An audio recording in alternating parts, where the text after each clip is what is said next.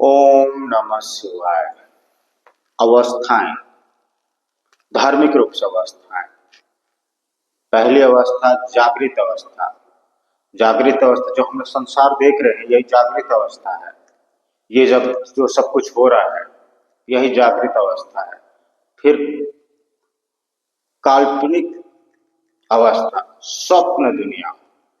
जो हम लोग इस आत्मिक जगत को प्रवेश करते हैं, जो घटनाएं हो चुकी है, सत्ययुग, त्रेता युग, द्वापर युग, किसी और भी धर्म की, किसी और भी धार्मिक कथाएं, जो प्राचीनतम, प्राचीन धर्म, प्राचीन सभ्यताएं, प्राचीन साम्राज्य, ये काल्पनिक अवस्थाएं हैं।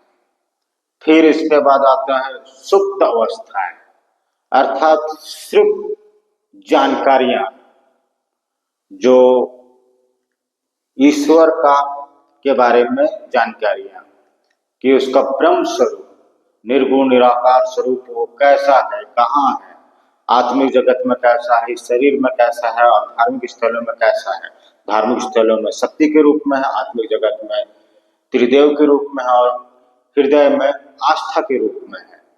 और अंतिम में होता है तुरीय अवस्था। तुरीय अवस्था अर्थात ईश्वर का ऐसा अवस्था जिसमें स्वयं का अस्तित्व खत्म हो जाता है, सिर्फ रह जाता है ईश्वर का प्रकाश, सूर्य की तरह, लेकिन सहस्त्रों सूर्य। वही तुरीय अवस्था। वहां पहुंचने पर स्वयं का अस्तित्व न होने के बराबर लगता है। यह ध्यान योग से पता चलता है। जिन्होंने ध्यान किया है, जिन्होंने ईश्वर को जाना है, उन्होंने जाना कि ये ईश्वर का जो अंतिम जो स्वरूप है, वो प्रकाश स्वरूप है, सत्य का प्रकाश के स्वरूप में है। और यही स्थिति को प्राप्त करना ही तुरीय अवस्था है। लेकिन तुरीय अवस्था में जो प्राप्त होने के बाद भी जो संसार में जिसको जो कर्म करना है, वो अपना कर्म करेगा। ईश्वर का जो प्राप्ति है किसी को भी हो सकता है, क्योंकि ईश्वर हृदय में है, और अपने लोक में है, जो स्वर्ग में है, और जिन भी लोकों में है, और मंदिरों में शक्ति के रूप में है।